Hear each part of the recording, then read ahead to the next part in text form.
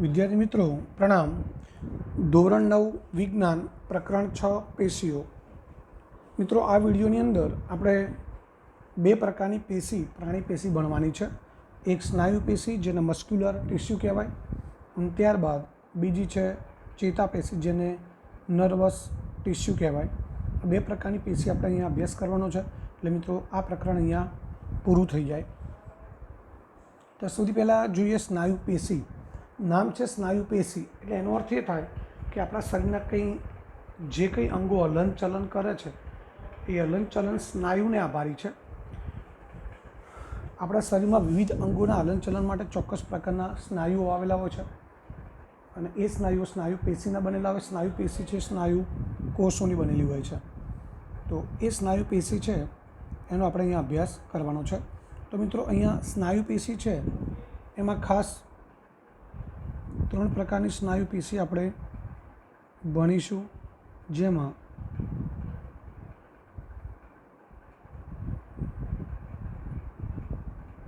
રેખિત સ્નાયુ પેશી,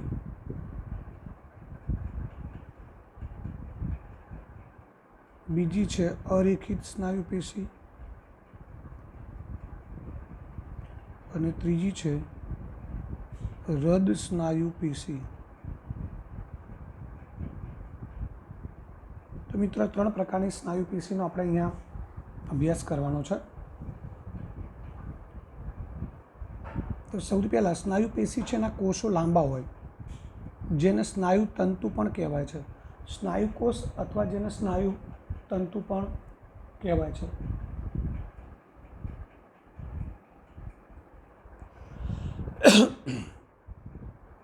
અને આ પેશી આપણે આગળ વાત કરીએ એમ કે આપણા શરીરમાં હલનચલન કે પ્રચલન માટે જવાબદાર છે। આ પેશીને કારણે જ આપણે હલનચલન કરી શકીએ છીએ, ચાલી શકીએ છીએ, આપણા હાથ પગ માથું છે, શરીરના અંગો છે એનું હલનચલન કરી શકીએ છીએ। સ્નાયુમાં એક વિશિષ્ટ પ્રકારનું પ્રોટીન હોય। મિત્રો આ જે સ્નાયુઓ છે એટલે કે સ્નાયુ કોષ છે જેના સ્નાયુ તંતુ પણ કહેવાય, એમાં વિશિષ્ટ પ્રકારનું પ્રોટીન હોય જેને સંકોચનશીલ પ્રોટીન કહેવાય અને પ્રોટીનને કારણે એ સ્નાયુ છે એ સંકોચન અને શિથિલન એટલે વિસ્તરણ થાય છે।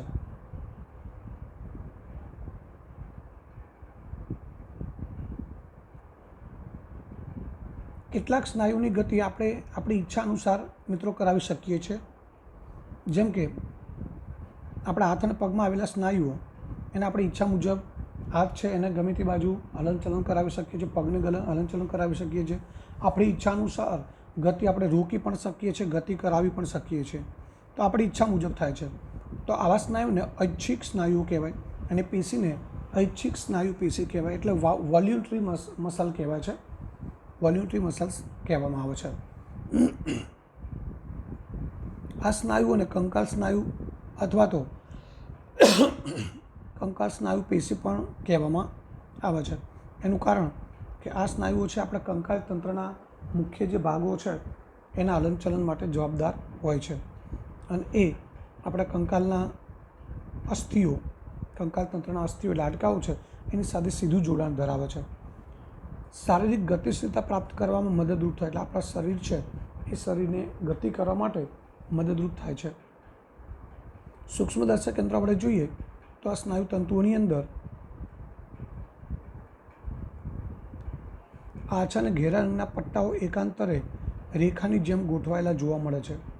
મિત્રો અહીંયા તમે જોઈ શકો છો,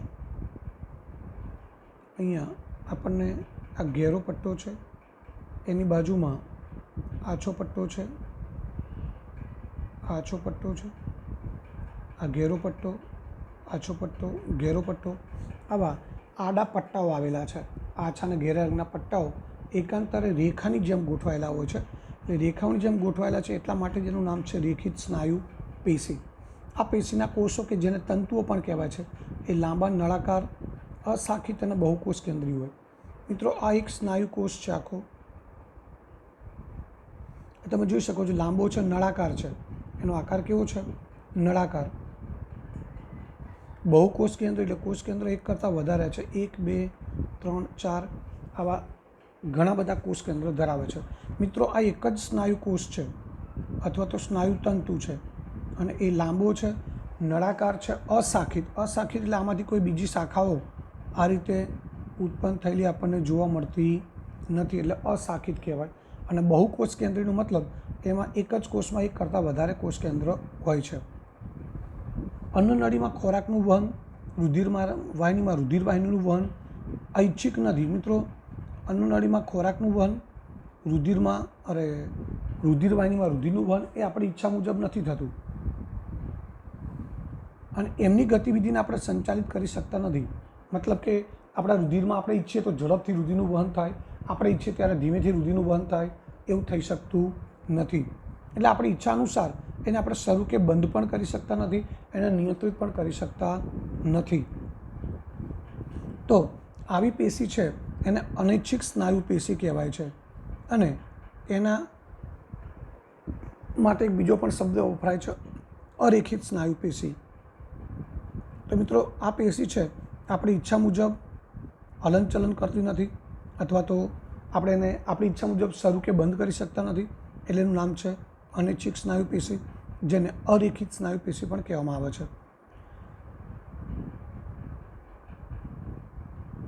તો અનૈચ્છિક સ્નાયુ પેશી છે એ આવી ગતિ કે વહનશીલતાનું નિયંત્રણ કરે છે. તેઓ આંખની કીકી, મૂત્રવાહિની, ફેફસામાં, શ્વાસવાહિનીઓમાં પણ જોવા મળે છે. એના કોષો કે તંતુઓ લાંબા અને અંતિમ છેડા સાંકડા હોય. મિત્રો, અહીંયા તમે આકૃતિમાં જોઈ શકો છો, અહીં તમે જોઈ શકો છો આ એક કોષ છે. ત્યારબાદ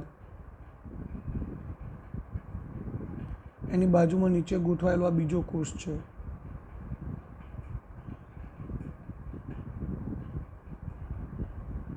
એની ઉપર ગોઠવાયેલો આ ત્રીજો કોષ છે. તો આ બધા કોષો આપણે જોઈએ તો એ કોષો કેવા છે? તો લાંબા છે અને તેમના અંતિમ છેડા સાંકડા છે, એટલે ત્રાક આકાર છે. એટલે આના કોષો છે એ ત્રાક આકાર ધરાવે છે. અને તેના કોષો એક કોષ કેન્દ્રી હોય, એટલે દરેકમાં મિત્રો તમે જોઈ શકો છો એક જ કોષ કેન્દ્ર ધરાવે છે. દરેકની અંદર કોષ કેન્દ્ર એક જ છે. આ એક કોષ કેન્દ્ર, અહીંયા એક કોષ કેન્દ્ર છે, અહીંયા પણ એક કોષ કેન્દ્ર છે. એટલે દરેક કોષો છે એક કોષ કેન્દ્રી છે. મિત્રો, અહીંયા બીજા પણ ઘણા બધા જે કોષો છે, આ અધૂરો કોષ છે આકૃતિમાં, આ નીચે બીજો કોષ છે, આ બાજુ પણ છે. એટલે આ બધા કોષો જ છે, પરંતુ એ ત્રાક આકારના છે, છેડે સાંકડાના વચ્ચેના ભાગમાં પહોળા, એક જ કોષ કેન્દ્ર ધરાવે, એટલે એક કોષ કેન્દ્રી કહેવાય. અને એને અરેખિત સ્નાયુ પેશી પણ કહેવામાં આવે છે. એનું કારણ છે કે મિત્રો, આમાં રેખિત સ્નાયુ અહીંયા જેમ આડી ઝાંખી અને ઘેરી પટ્ટીઓ હતી એવી પટ્ટીઓ અહીંયા આપણને જોવા મળતી નથી, એટલા માટે એને અરેખિત સ્નાયુ પેશી કહેવામાં આવે છે. તો બીજા પ્રકારની સ્નાયુ પેશીની વાત થઈ. હવે ત્યારબાદ હૃદ સ્નાયુ પેશી. મિત્રો, નામ છે હૃદ સ્નાયુ પેશી, એટલે એના નામ ઉપરથી આપણે કહી શકીએ કે માત્ર હૃદયમાં જ જોવા મળે.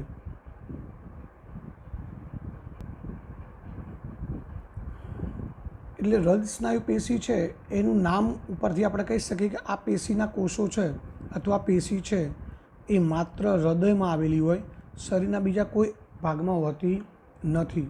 હવે મિત્રો, એની વાત કરીએ તો આપણને ખબર છે હૃદ સ્નાયુ પેશી છે એ માણસ જન્મે ત્યાંથી મરે ત્યાં સુધી જીવન પર્યંત એ હૃદય છે એનું સંકોચન વિકોચન, એટલે કે હૃદયના ધબકારા છે, હૃદયના ધબકવાની ક્રિયા એ લયબદ્ધ રીતે એનું સંકોચન અને શિથિલન એટલે વિસ્તરણ સતત કરતા રહે છે. અને આ આપણી ઈચ્છા મુજબ નથી થતું મિત્રો. આપણી ઈચ્છા મુજબ હૃદયના સ્નાયુઓ સંકોચન વિકોચન કરતા નથી, એટલે એને અનૈચ્છિક સ્નાયુ પેશી પણ કહેવામાં આવે છે. એના સ્નાયુતંતુ છે એ રેખિત સ્નાયુની જેમ નળાકાર, શાખિત અને એક કોષ કેન્દ્રી હોય છે. મિત્રો, અહીં તમે જોઈ શકો છો કે આ એક સ્નાયુ કોષ છે, આ એક સ્નાયુ કોષ છે, અને એમાંથી આ શાખા ઉત્પન્ન થઈ. શાખા ઉત્પન્ન થઈ એટલે એમાંથી એક એની સાથે બીજો સ્નાયુ કોષ જોડાયો, બીજા સ્નાયુ કોષની સાથે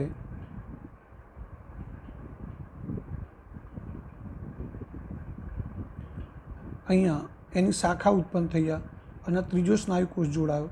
એટલે કે એના કોષો નળાકાર અને લાંબા છે પરંતુ શાખિત છે. એક કોષમાંથી શાખા ઉત્પન્ન થાય છે.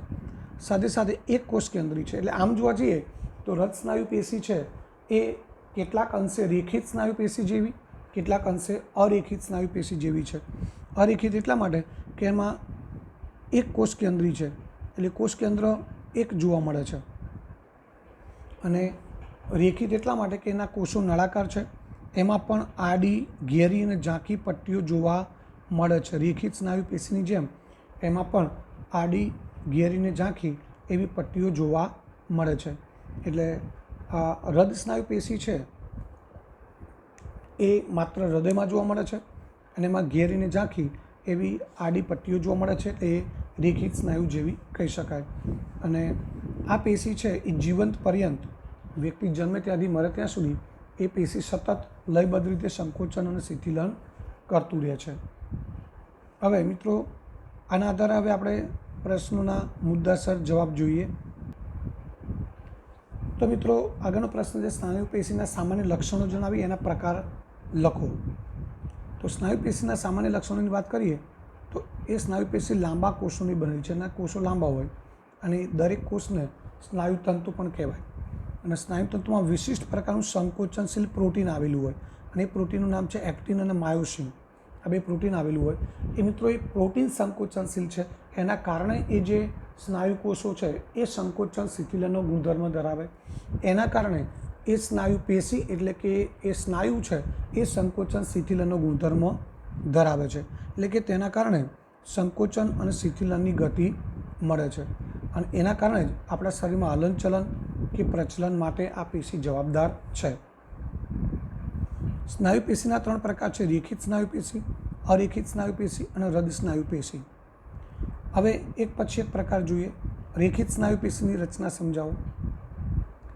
તો આ સ્નાયુ પેશી, આ પેશીની સ્નાયુબંધ વડે કંકાલ સાથે જોડાણ ધરાવે છે. રેખિત સ્નાયુ પેશી મિત્રો કોની સાથે જોડાયેલી હોય? અસ્થિ એટલે કે આપણા કંકાલ તંત્ર, હાડકું છે, હાડકાઓ, એની સાથે સ્નાયુબંધ વડે જોડાણ ધરાવે. આપણા શરીરના અંગોને શારીરિક ગતિશીલતા પ્રાપ્ત કરવામાં મદદ કરે છે. તેથી તેને કંકાલ સ્નાયુ પેશી પણ કહેવામાં આવે છે. આ સ્નાયુ પેશીનું હલનચલન પ્રાણીની ઈચ્છા શક્તિને આધારે, એટલે પ્રાણી કે વ્યક્તિ ઈચ્છા મુજબ એનું હલનચલન થાય છે. આપણે ઈચ્છા અનુસાર જરૂરિયાત પ્રમાણે ગતિ કરાવી શકીએ છીએ અને રોકી પણ શકીએ છીએ. અને એટલા માટે જ એને ઐચ્છિક સ્નાયુ પેશી પણ કહેવામાં આવે છે. એટલે રેખિત સ્નાયુ પેશી છે એને ઐચ્છિક સ્નાયુ પેશી તરીકે પણ ઓળખવામાં આવે છે, કારણ કે એ પ્રાણીની, વ્યક્તિની ઈચ્છા મુજબ એનું હલનચલન, ગતિ કરાવવી, ગતિ રોકવી, આ બધું વ્યક્તિની ઈચ્છા મુજબ થઈ શકે છે, જેથી એને ઐચ્છિક સ્નાયુ પેશી તરીકે ઓળખવામાં આવે છે. મિત્રો સૂક્ષ્મદર્શક યંત્રની અંદર જોઈએ તો એની રચનામાં સ્નાયુતંતુમાં એકાંતરે ઘેરી અને ઝાંખી એવી આડી પટ્ટીઓ જોવા મળે, જે રેખાઓ જેવી દેખાય છે અને એટલા માટે જ એનું નામ છે રેખિત સ્નાયુ પેશી.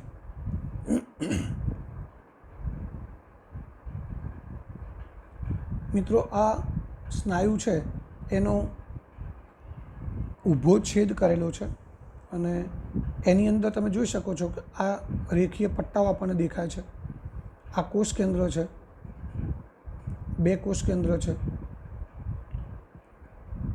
આખો સ્નાયુ છે એનો ઊભો છેદ આપણને થોડું ઝૂમ કરીને બતાવેલો છે, એટલે એ આપણને આકારમાં થોડું મોટું દેખાય છે. એનું સ્થાન જોઈએ તો ઉપાંગો. મિત્રો ઉપાંગો એટલે આપણા હાથ પગ એ ઉપાંગો કહેવાય. ઉપરાંત શરીરની દિવાલ, જીભ અને કંઠ નળી, કંઠ નહીં પરંતુ કંઠ નળી આવશે, એટલે આપણે ગળાના ભાગમાં આવેલી છે. જે મુખ અને નાકનું પોલાણ એક જ જગ્યાએ ખુલે, એક જ નળીમાં ખુલે, એને કંઠ નળી કહેવાય.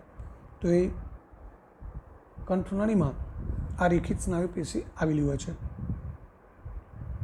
આ સ્નાયુ તંતુઓ છે લાંબા, નળાકાર, અશાખિત અને બહુકોષ કેન્દ્રી હોય. એટલે એના કોષો કે તંતુઓ છે એ લાંબા હોય, નળાકાર, આપણે આકૃતિમાં જોઈ ગયા, અશાખિત એટલે એમાંથી કોઈ શાખાઓ હોતી નથી, અને બહુકોષ કેન્દ્ર એટલે 1 કરતાં વધારે કોષ કેન્દ્ર ધરાવતા હોય છે. ત્યારબાદ અરેખિત સ્નાયુ પેશી. તેનું સ્થાન છે મિત્રો આંખની કીકી, મૂત્રવાહિની, ફેફસાની શ્વાસવાહિનીઓ, અન્નનળી, રુધિરવાહિનીની દિવાલ, આ બધી જગ્યાએ અરેખિત સ્નાયુ પેશી આવેલી હોય. આ પેશીની રચના બીજા સ્નાયુ કરતાં સરળ હોવાથી તેને સરળ સ્નાયુ પેશી પણ કહેવામાં આવે છે. આની રચના થોડી સરળ છે, એટલે એને સરળ સ્નાયુ પેશી કહેવાય. એના કોષો છે એ ત્રાકાકાર એક કોષી ચપટા છેડેથી સાંકડા મધ્યમાં પહોળા હોય અને એક કોષ કેન્દ્રીય હોય છે. એટલે કોષની અંદર કોષ કેન્દ્ર માત્ર એક જ હોય એટલે એને એક કોષ કેન્દ્રીય કહેવામાં આવે છે. તેમાં આછા અને ઘેરા રંગના એવા આડા પટ્ટાઓ ન હોવાથી તેને અરેખિત સ્નાયુ કહેવામાં આવે છે.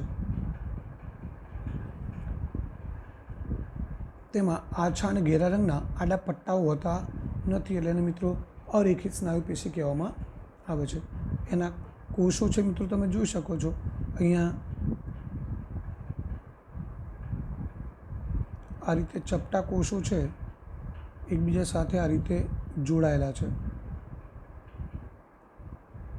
અને એમાં કોષ કેન્દ્ર એક જ હોય છે એટલે એક કોષ કેન્દ્રીય છે. હવે આમાં રેખિત સ્નાયુની જેમ જે આડી ઘેરી અને ઝાંખી પટ્ટીઓ હતી એવી પટ્ટીઓ અહીંયા જોવા મળતી નથી. આ ઘેરી પટ્ટી અને વચ્ચેનો ભાગ છે એ આછો ભાગ છે તો આવી પટ્ટીઓ જોવા મળતી નથી એટલે એને અરેખિત સ્નાયુ પેશી કહેવામાં આવે છે. અને સાથે સાથે આપણે આગળ જોઈ ગયા કે આ સ્નાયુ પેશી છે એનું હલનચલન વ્યક્તિની કે પ્રાણીની ઈચ્છા મુજબ નથી થતું એટલે અનૈચ્છિક પેશી કહેવાય. જેમાં અન્નનળીમાં ખોરાકનું વહન, રુધિરવાહિનીમાં રુધિરનો પ્રવાહ, આ બધી અનૈચ્છિક ગતિવિધિ છે તે આપણી ઈચ્છા અનુસાર પ્રારંભ કે બંધ થતી નથી. એટલે આપણે ઈચ્છીએ ત્યારે શરૂ થાય, આપણે ઈચ્છીએ ત્યારે બંધ થાય એ થતું નથી. અરેખિત સ્નાયુ પેશી આવી ગતિ કે વહનશીલતાનું નિયંત્રણ કરે છે. એટલે આવી જે ગતિવિધિઓ છે કે જે આપણી ઈચ્છા મુજબ નથી થતી એનું નિયંત્રણ અરેખિત સ્નાયુ પેશી દ્વારા થાય છે. એટલા માટે એને અનૈચ્છિક સ્નાયુ પેશી પણ કહેવામાં આવે છે. ત્યારબાદ હૃદ સ્નાયુ પેશી. તો હૃદ સ્નાયુ પેશી છે એનું સ્થાન મિત્રો માત્ર હૃદયમાં જ જોવા મળે અને હૃદયના સ્નાયુઓ જીવન પર્યંત લયબદ્ધ રીતે સંકોચન અને શિથિલન કરતા રહે છે. એ પણ વ્યક્તિની ઈચ્છા મુજબ સંકોચન શિથિલન નથી કરતા એટલે એને પણ અનૈચ્છિક સ્નાયુ પેશી તરીકે ઓળખવામાં આવે છે. હૃદય સ્નાયુ તંતુઓ છે એટલે કે કોષો છે એ નળાકાર, શાખિત અને એક કોષ કેન્દ્રીય હોય છે. મિત્રો તમે જોઈ શકો છો આ એના સ્નાયુ તંતુઓ અથવા તો સ્નાયુ કોષો છે. આ એક કોષ છે એમાંથી આ શાખા ઉત્પન્ન થઈ એટલે શાખિત કહેવાય. એ બાજુમાં આ બીજો કોષ છે એમાંથી પણ શાખા ઉત્પન્ન થઈ એટલે આ શાખિત છે. એક કોષ કેન્દ્રી છે. એક કોષની અંદર એક જ કોષ કેન્દ્ર જોવા, એક તંતુની અંદર એક જ કોષ કેન્દ્ર જોવા મળે. નળાકાર છે એ તો આપણે જોઈ શકીએ છીએ. અધિબિંબ એટલે મિત્રો અહીંયા ઘેરીને ઝાંખી પટ્ટીઓ જોવા મળે તો એ પટ્ટીઓ છે એને અધિબિંબ કહેવાય છે. એમાં એ અને બી એવા બે બિંબ નામ આપવાના આવે છે પણ આપણે એ બધું અહીંથી નીકળી ગયું છે એટલે એનો ઉલ્લેખ કરવાની ખાસ જરૂર નથી. ત્યારબાદ આગળનો પ્રશ્ન છે વિભિન્ન પ્રકારની સ્નાયુ પેશીની સંરચનાકીય તુલના કરો, તેમના આકાર, કોષ કેન્દ્રની સંખ્યા અને કોષમાં કોષ કેન્દ્રના સ્થાનને શોધો અથવા તો જણાવો. તો જે સ્નાયુ પેશી છે, 3 પ્રકારની સ્નાયુ પેશી આપણે બની ગયા, રેખિત, અરેખિત અને હૃદ સ્નાયુ પેશી. એની રચના, એમના આકાર, કોષ કેન્દ્રની સંખ્યા અને કોષમાં કોષ કેન્દ્રના સ્થાનને જણાવવાના છે. તો એ મિત્રો કોષ્ટકમાં બધી માહિતી આપેલી છે. પહેલું છે સ્નાયુ તંતુ.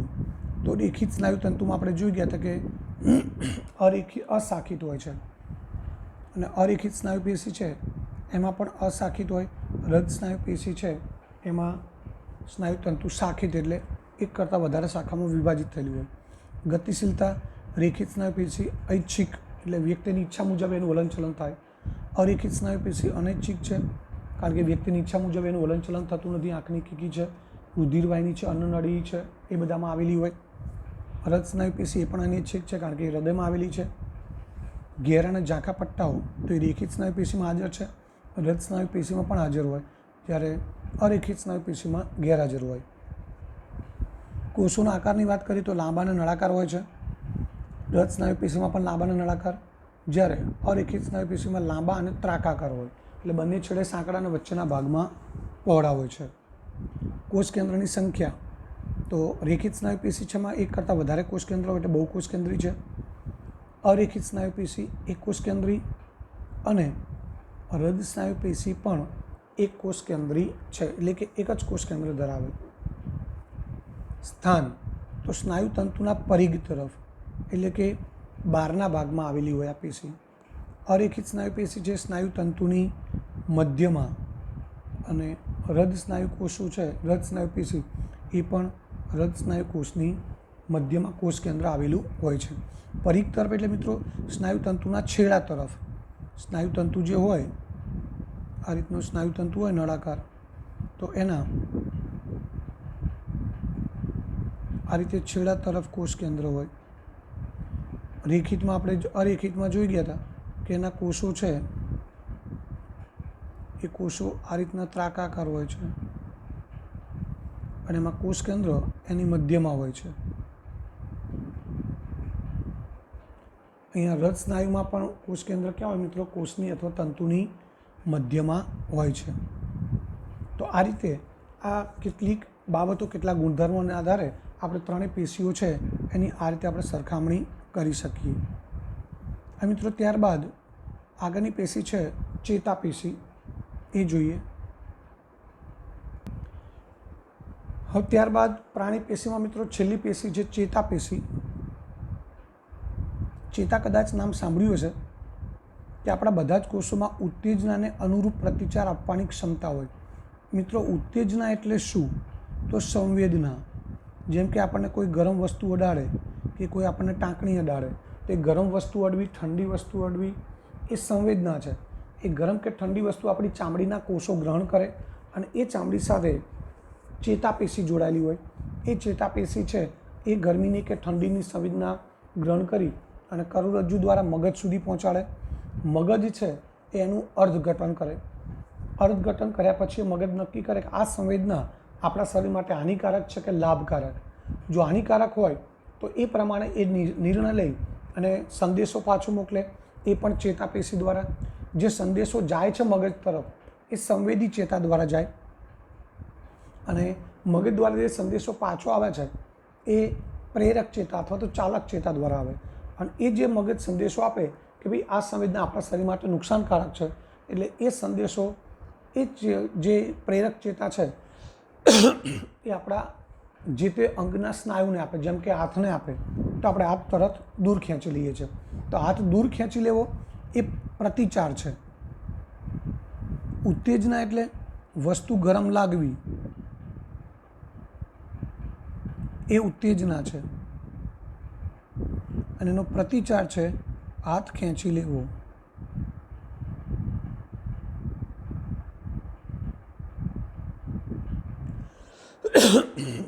એ મિત્રો એક પ્રકારનો પ્રતિચાર છે. આપણને કોઈક સારી મીઠાઈ કે કોઈ વાનગી બનતી હોય અને આપણા મોંમાં પાણી આવી જાય તો એ મીઠાઈ છે એની સુગંધ લઈએ એ એક પ્રકારની ઉત્તેજના છે મિત્રો. અને એ આપણને ખાવાની ઈચ્છા થાય અથવા તો આપણા મોંમાં લાળ રસ ઉત્પન્ન થાય, મોંમાં પાણી આવી જાય, એ એનો પ્રતિચાર છે. તો આવી ઘણી બધી સંવેદનાઓ છે કે આપણી સામે તીવ્ર પ્રકાશ હોય, આપણે રોડ ઉપર જતા હોય રાત્રે એકદમ જોરદાર મોટી ગાડીની હેડલાઇટ આપણી આંખમાં પડે તો આપણે જોઈ શકતા નથી, આપણે આંખો ઝીણી કરી દઈએ. તો આપણી આંખમાં એ તીવ્ર પ્રકાશ આપણી આંખમાં દાખલ થાય, ઉત્તેજના છે. આપણે આંખો નાની કરી દઈએ એનો પ્રતિચાર છે. કોઈ ગરમ વસ્તુ પર પગ પડી જાય કે આપણને ક્યાંક કાંટો પગમાં ઘૂસી જાય તો કાંટો વાગવો એક પ્રકારની ઉત્તેજના છે અને આપણે તરત પગ ત્યાંથી દૂર ખસેડી લઈએ, એ એનો પ્રતિચાર છે. તો મિત્રો આવી ઘણી બધી ઉત્તેજનાઓ છે, એની સામે આપણે પ્રતિચાર, જેમ કે ક્યાંક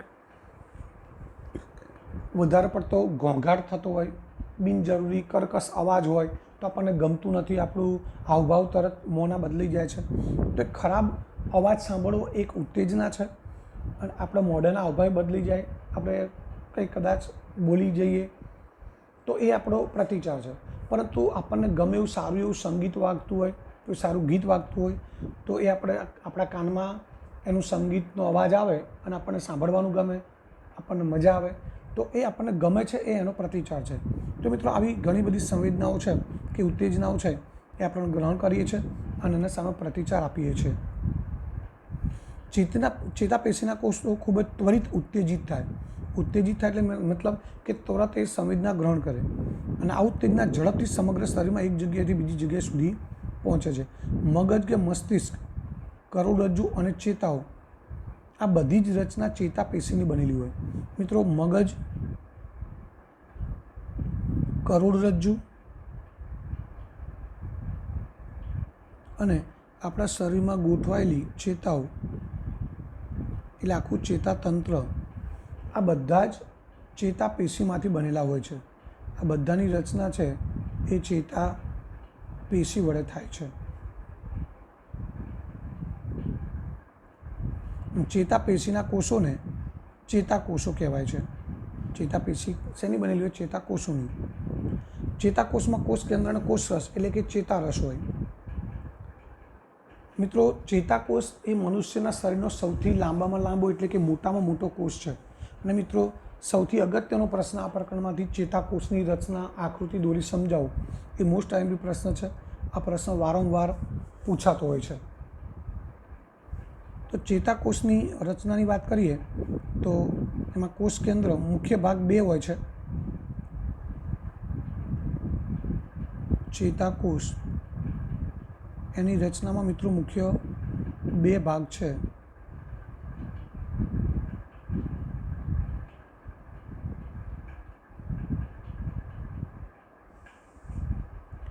એક કોષકાય અને બીજું છે પ્રવર્ધો.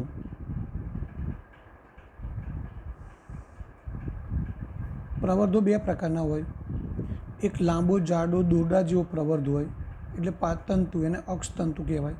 અને ટૂંકા જે હોય છે અને પાતળા હોય એ શિખાતંતુ કહેવાય. તો મિત્રો, ચેતાકોષની રચનામાં ત્રણ જ વસ્તુ હોય છે. એક છે કોષકાય, જે હમણાં આપણે આકૃતિમાં જોઈશું સ્ટાર જેવી રચના છે, એ કોષ જેવી રચના છે અને કોષકાય કહેવાય. એની અંદર બે વસ્તુ હોય, કોષ કેન્દ્ર અને કોષરસ અથવા ચેતારસ. કોષકાયમાં બે વસ્તુ હોય, કોષ કેન્દ્ર અને બીજું હોય છે કોષરસ. આ બે વસ્તુ હોય. ઉપરાંત એ જે ચેતાકોષ છે, આ કોષકાય છે, એમાંથી બે પ્રકારના પ્રવર્ધો બહારની તરફ લંબાયેલા હોય. એક લાંબો દોરડા જેવો હોય જેને અક્ષતંતુ કહેવાય અને બીજા નાના નાના ટૂંકા અને પાતળા હોય એને શિખાતંતુ કહેવાય છે. એક ચેતાકોષ 1 મીટર સુધી લાંબો હોઈ શકે. મિત્રો, ચેતાકોષની લંબાઈ 1 મીટર સુધી લાંબી પણ હોઈ શકે અને ઘણા બધા ચેતાતંતુઓ છે એ સંયોજક પેશી દ્વારા એકબીજા સાથે જોડાઈ અને ચેતાનું નિર્માણ કરે એટલે કે ચેતાપેશીનું નિર્માણ કરે છે. એ મિત્રો તમે આકૃતિ જોઈ શકો છો. સરસ આકૃતિ આપેલી છે. એમાં આ વચ્ચેનો ભાગ છે યલો કલરનો, એ કોષકાય છે, જેને અહીં લખ્યું છે ચેતાકોષકાય એટલે કોષકાય. હવે એમાંથી તમે જુઓ છો કે પ્રવર્ધો બે પ્રકારના નીકળે છે. એક આ પ્રવર્ધ જે તમને દેખાય છે એ લાંબો અને જાડો છે, એની ફરતે આવા આવરણ આવેલા છે. એ લાંબો જાડો દોરડા જેવો છે, એને અક્ષતંતુ કહેવામાં આવે છે. અને બીજા જે પ્રવર્ધો છે મિત્રો, આ પાતળા અને ટૂંકા પ્રવર્ધો, એને શિખાતંતુ કહેવામાં આવે છે. તો બે પ્રકારના પ્રવર્ધો બહાર નીકળે છે. અને અક્ષતંતુનો પાછળનો છેડો છે એ ચેતાતંતુનો છેડો છે, જેને ચેતાંત કહેવાય છે. ચેતાનો અંત, ચેતાકોષનો અંત, એટલે એને ચેતાંત કહેવામાં આવે છે.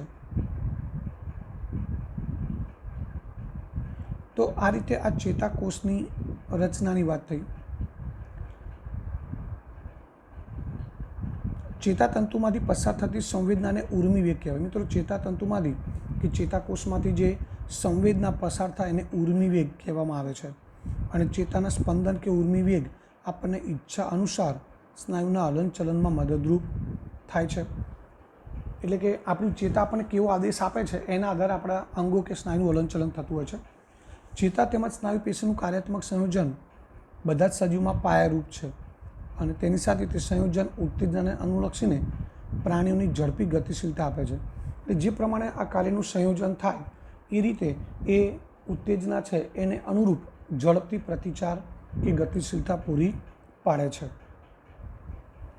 તો મિત્રો આ આકૃતિ સાથે આની રચના અને કાર્ય પૂછાતું હોય છે, તો એ ખાસ અગત્યનો પ્રશ્ન છે। હવે આની અંદર જે સંવેદના કે ઉર્મી વેગ છે એનું વહન કેવી રીતે થાય, તો મિત્રો સંવેદના છે એ અહીંયા ચેતાકોષના આ અક્ષતંતુમાંથી અહીંયા સંવેદના દાખલ થાય। ચેતાકોષ સંવેદના ગ્રહણ કરે તો સૌથી પહેલાં ચેતાકોષના શિખાતંતુઓ સંવેદના ગ્રહણ કરે, ત્યારબાદ કોષકાયમાં જાય, કોષકાયમાંથી અક્ષતંતુ, અક્ષતંતુમાંથી ચેતાંત, અને મિત્રો ત્યારબાદ એની બાજુમાં અહીંયા બીજો એક ચેતાકોષ ગોઠવાયેલો હોય। ચેતાપેશીમાં ચેતાકોષો છે એ આ રીતે ગોઠવાયેલા હોય છે, એકની પાછળ બીજો આ રીતે।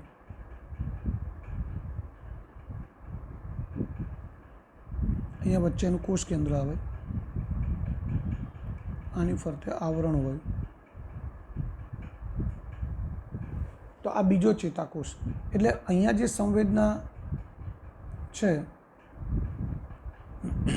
એ એક ચેતાકોષમાંથી અહીંથી પછી શિખાતંતુ દ્વારા બીજા ચેતાકોષમાં જાય, એ ચેતાકોષના શિખાતંતુમાંથી કોષકાય, કોષકાયમાંથી અક્ષતંતુ, અક્ષતંતુમાંથી પછી ચેતાંત, ત્યારબાદ અહીંયા આ પહેલો ચેતાકોષ છે, બીજો છે, અહીંયા ત્રીજો ચેતાકોષ આવે।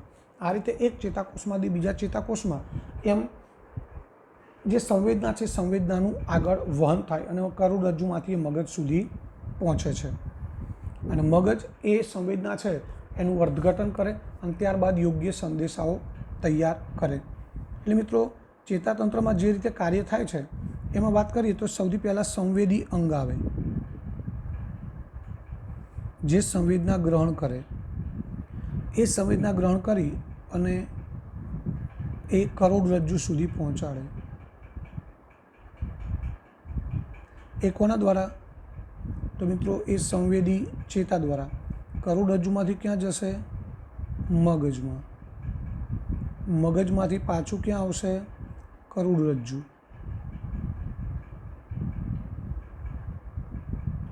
કરોડરજ્જુમાંથી પાછું ક્યાં આવશે, પ્રતિચારક અંગ કે જે પ્રતિચાર દર્શાવે છે।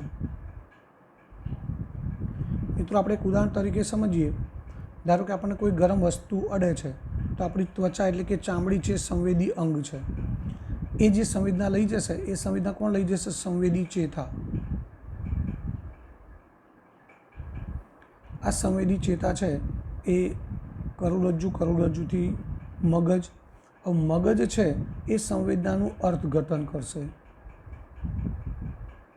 અર્થઘટન કર્યા બાદ એ મગજ છે એ યોગ્ય સંદેશાઓ તૈયાર કરશે, અને એ સંદેશાઓ તૈયાર કરી એ કોને આપશે, કરોડરજ્જુને।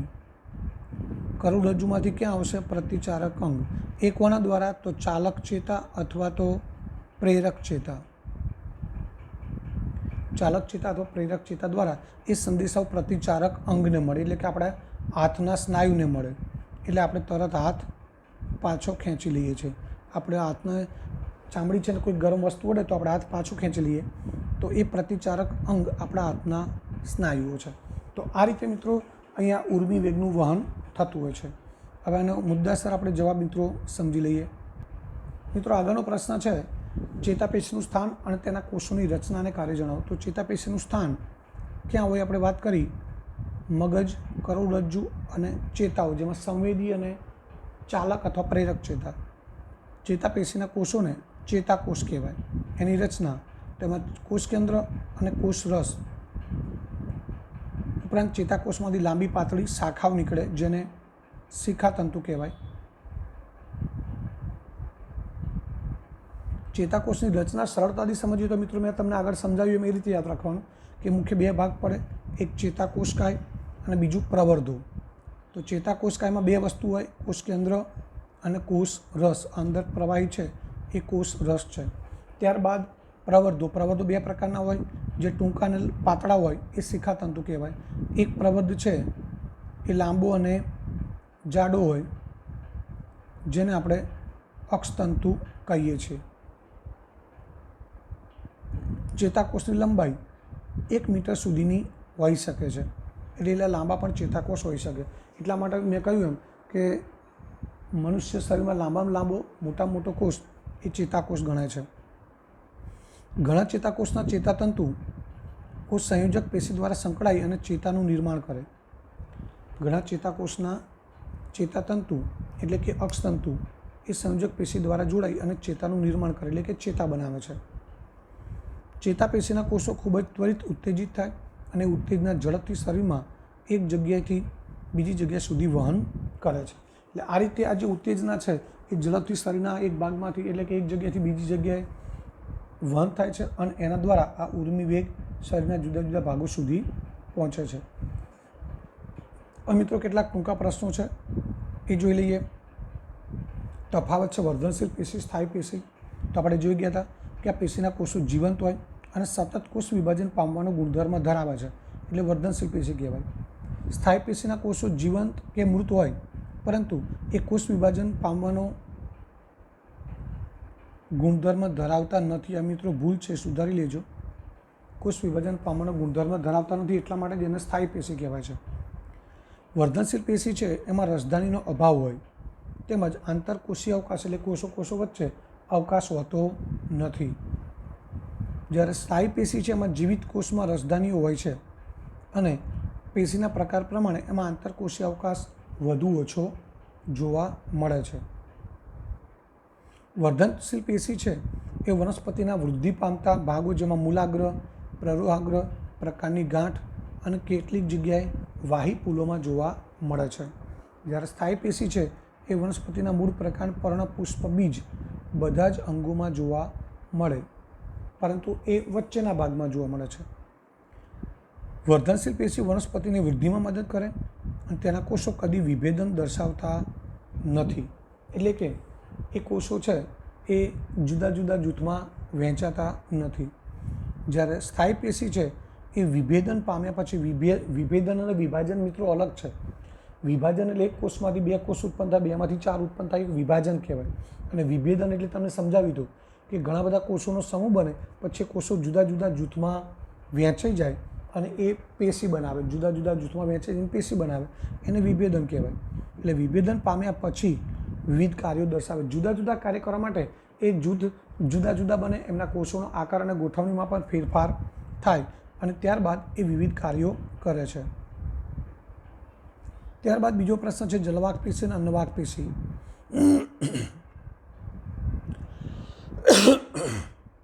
તો જલવાહક પેશી છે એનું નામ જ છે જલવાહક એટલે પાણી અને પાણીમાં રહેલા દ્રાવ્ય ક્ષારોના ઉર્ધ્વ વહન એટલે મૂળમાંથી પ્રકારની ટોચ સુધી એનું વહન કરે. અન્નવાહક પેશી એ વનસ્પતિમાં ઉત્પન્ન થયેલા તેમજ સંગ્રહાયેલા જે ખોરાકના ઉર્ધ્વ વહન અને અધો વહન એટલે કે ઉપર તરફ અને નીચે તરફ બંને તરફ ખોરાકના વહન સાથે સંકળાયેલી છે. જલવાહક પેશીના ઘટકમાં જલવાહિનીકીઓ, જલવાહક મૃદુતક, જલવાહક દ્રઢોતક અથવા જલવાહક તંતુ બેમાંથી ગમે તે શબ્દો વપરાય એનો સમાવેશ થાય. અન્નવાહક પેશીના ઘટકમાં ચાલની નલિકા, સાધીકોષ, અન્નવાહક મૃદુતક અને અન્નવાહક તંતુ અથવા અન્નવાહક દ્રઢોતકનો સમાવેશ થાય છે. જલવાહક મૃદુતક સિવાયના અન્ય સર્વ ઘટકો મૃત કોષો હોય એટલે કે જલવાહક મૃદુતક છે એના કોષો જીવંત હોય, બાકી જલવાહિની અને જલવાહક તંતુઓ છે એ મૃત કોષોના બનેલા હોય છે. અન્નવાહકની અંદર અન્નવાહક તંતુઓ સિવાયના જે ઘટકો છે એ જીવિત કોષોના બનેલા હોય. અન્નવાહક તંતુઓ છે માત્ર મૃત કોષો હોય છે, બાકીના જીવિત હોય છે.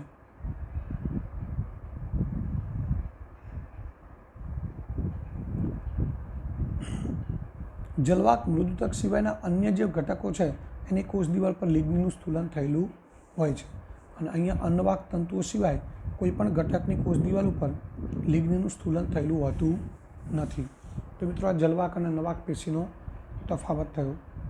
હવે ત્યારબાદ આગળનો અને છેલ્લો તફાવત છે રેખિત અને અરેખિત સ્નાયુ પેશી. તો હમણાં જ આપણે જોઈ ગયા કે રેખિત સ્નાયુ પેશી ઐચ્છિક સ્નાયુ પેશી છે. રેખિત સ્નાયુ પેશી એ વ્યક્તિની ઈચ્છા શક્તિ મુજબ હલનચલન કરે છે એટલે ઐચ્છિક સ્નાયુ પેશી છે. અરેખિત સ્નાયુ છે અનૈચ્છિક સ્નાયુ પેશી છે. રેખિત સ્નાયુ પેશીની અંદર જે ઘેરા અને ઝાંખા પટ્ટાઓ હોય છે જેને ઘેરા અધિબીમ અથવા ઝાંખા બીમ કહેવાય એ હોય છે, જ્યારે અરેખિતમાં આવા ઘેરા બીમ કે ઝાંખા બીમનો અભાવ હોય. રેખિત સ્નાયુ પેશીની રચના કરતા કોષો લાંબા અને નળાકાર હોય, તંતુ જેવા હોય, અને અહીંયા કોષો લાંબા બંને છેડે અણીદાર ત્રાક આકારના હોય, ચપટા હોય, વચ્ચેથી પહોળા. હાડકાં સાથે ચોટેલા હોવાથી કંકાલ સ્નાયુ પેશી પણ કહેવામાં આવે છે. અને આ સરળ સ્નાયુ પેશી છે. ઉપરાંત રેખિત સ્નાયુ પેશીમાં એક કરતાં વધારે કોષ કેન્દ્ર હોય એટલે બહુ કોષ કેન્દ્ર કહેવાય છે, અને અરેખિત સ્નાયુ છે એમાં એક જ કોષ કેન્દ્ર હોય છે એટલે એને એક કોષ કેન્દ્રીય કહેવામાં આવે છે. રેખિત સ્નાયુ પેશી છે એ પ્રાણીના ઈચ્છા મુજબ હલનચલન કરતા અંગો હાથ પગ એટલે કે ઉપાંગો એના હલનચલન સાથે સંકળાયેલ છે. જ્યારે અરેખિત છે એ શરીરના અંદરના ભાગો જે આપણી ઈચ્છા મુજબ કામ કરતા નથી. અન્નનળીમાં ખોરાકનું વહન, રુધિર વાહિનીમાં રુધિરનો પ્રવાહ, આ બધાના વહન સાથે આ પેશી સંકળાયેલી છે. તો મિત્રો અહીંયા આ પ્રકરણ 6 પેશીઓ એ પૂરું થયું, જેની અંદર આપણે વનસ્પતિ પેશી અને પ્રાણી પેશીનો અભ્યાસ કર્યો. તો હવે આ બધા જ પ્રશ્નોના જવાબ છે એ નોટમાં તમારે આ રીતે જે PDF મોકલેલી છે એના આધારે બધા જ જવાબ લખી દેવાના છે.